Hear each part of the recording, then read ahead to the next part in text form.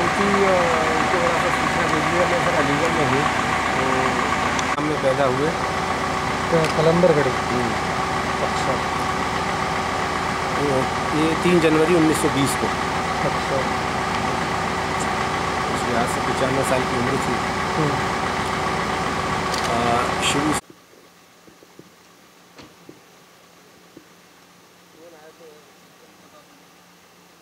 भैया गाड़ी बंद कर देना।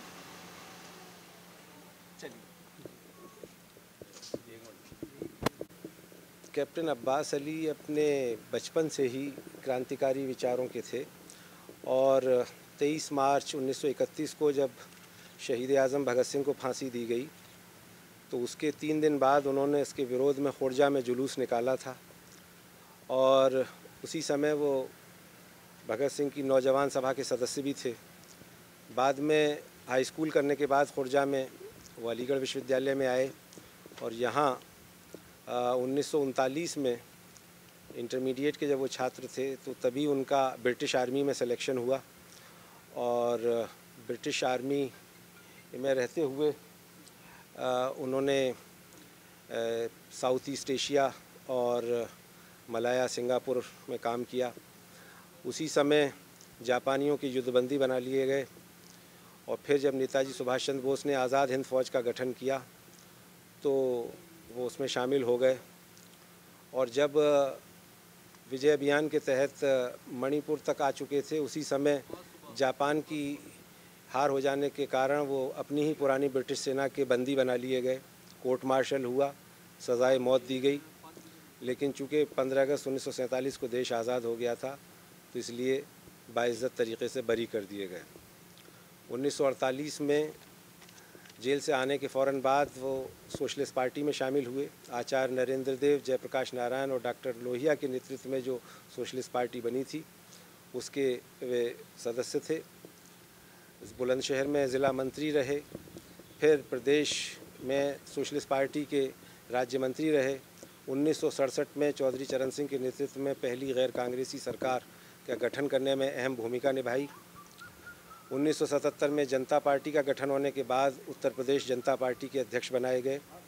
1978 से 84 तक विधान परिषद के सदस्य रहे और सारा जीवन गरीब, दलित, शोषित, पीड़ित और अल्पसंख्यक वर्ग की हितों की रक्षा में लगाया। स्वतंत्रता सेनानी के रूप में मिलने वाली पेंशन स्वीकार नहीं की और आजीवन बहुत खुददारी के साथ अपना जीवन व्यतीत किया। अभी 4 साल पहले उनकी आत्मकथा दिल्ली में श्री मुलायम सिंह यादव, रामविलास पासवान, सुरेंद्र मोहन और कई बड़े समाजवादी नेताओं की मौजूदगी में रिलीज़ की गई थी। ना रहूं किसी का दस्ते निगर, ये उनकी आत्मकथा का शीर्षक है। वो बहुत ही खुददार किस्म के आदमी थे और एक ही संदेश वो हर सभा में देते थे युवाओं को, ख़ास करके कि हमने अपने बुज़ुर्गों से ईमानदारी और देश की आज़ादी के लिए जो लड़ाई लड़ी थी उसका जो हमने मशाल पकड़ी थी वो अब तुम्हारे हाथों में है, उस मशाल को कभी बुझने मत देना। और बार बार अपने नेता डॉक्टर लोहिया के इस कथन को उद्धृत करते थे कि कप्तान खाद बनो आने वाली नस्लों के लिए। तो अपने आप को हमेशा खाद बनाने का काम किया। राजनीति, ज़मीन बेच कर के राजनीति की और कभी किसी का कोई कर्ज़ नहीं लिया, किसी के ऊपर कोई बेजा चीज़ नहीं की और न्यूनतम लिया, अधिकतम जिया। ऐसे थे मेरे पिता कैप्टन अब्बास अली। कैसे क्या बीमार थे, क्या हुआ? आज सुबह उनको कुछ तकलीफ़ हुई, अस्पताल ले जाया गया, मेडिकल कॉलेज अलीगढ़ के जवाहरलाल नेहरू मेडिकल कॉलेज। वहाँ पता चला कि हार्ट अटैक है। डॉक्टरों ने बचाने की भरपूर कोशिश की लेकिन नियति को जो मंजूर था वो होकर रहा। कितनी उम्र के थे? 95 साल। 3 जनवरी 1920 को बुलंदशहर ज़िले के कलंदरगढ़ी गांव में पैदा हुए थे। प्रारंभिक शिक्षा वहीं गांव में और फिर खुर्जा में हुई। खुर्जा से हाई स्कूल करने के बाद 1937 में वे अलीगढ़ आए थे और यहाँ इंटरमीडिएट करने के दौरान ही वो ब्रिटिश सेना में भर्ती हुए थे। हेलो, एक minute sir sir sir sir sir थोड़ा सा अभी बात कर रहा हूँ।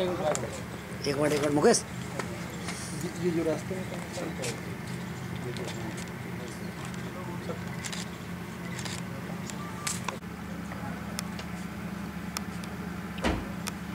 भाई 7 साल का भाई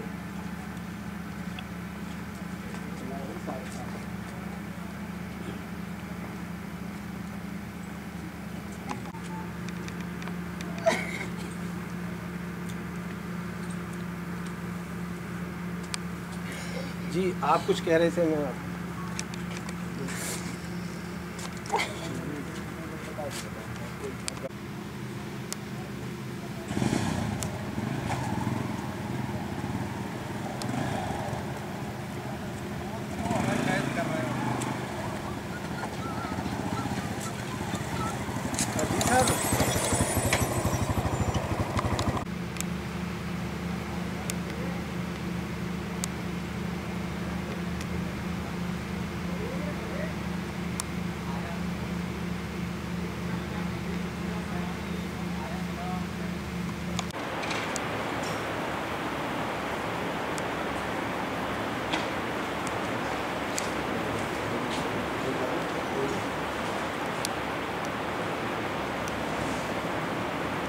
वहाँ से आ सकते हो।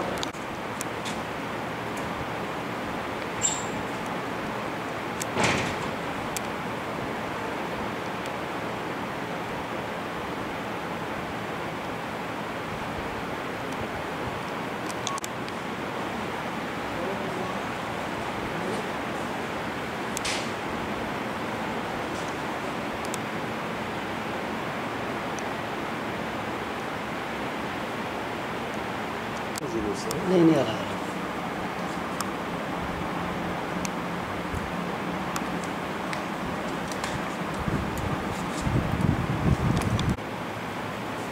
ये हिंदुस्तान के सबसे बड़े अब आज की डेट में इनसे बड़ा कोई स्वतंत्रता सेनानी नहीं है।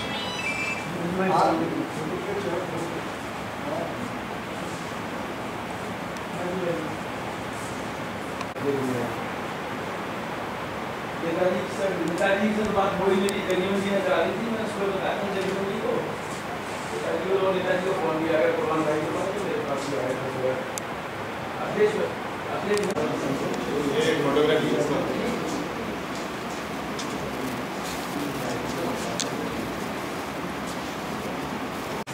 बातों में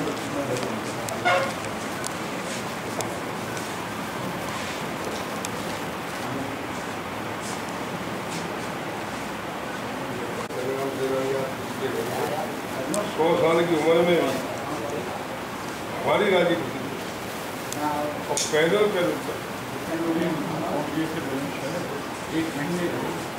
पूरे देश जल्दी बात करो। उस वक्त थे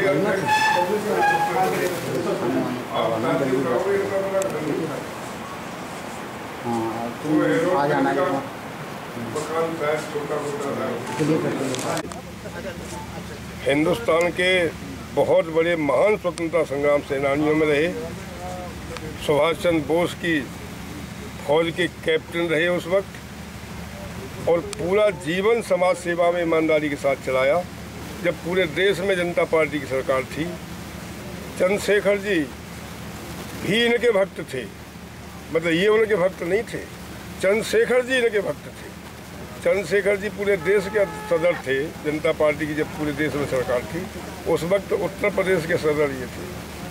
इनके पास पूरा जीवन इन्होंने जनता की सेवा में और देश की सेवा में लगाया।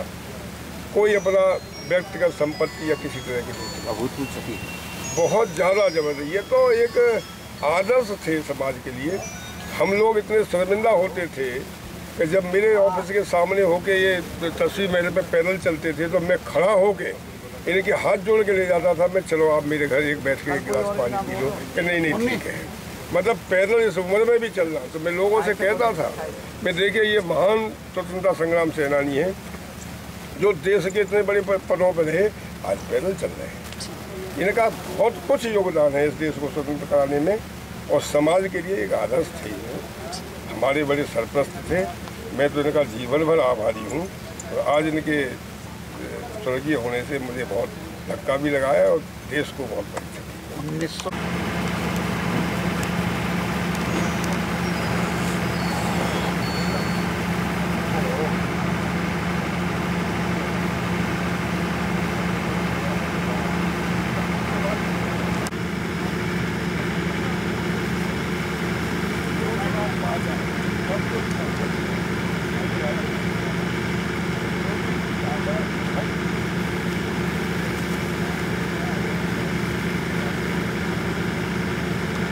चाचा जी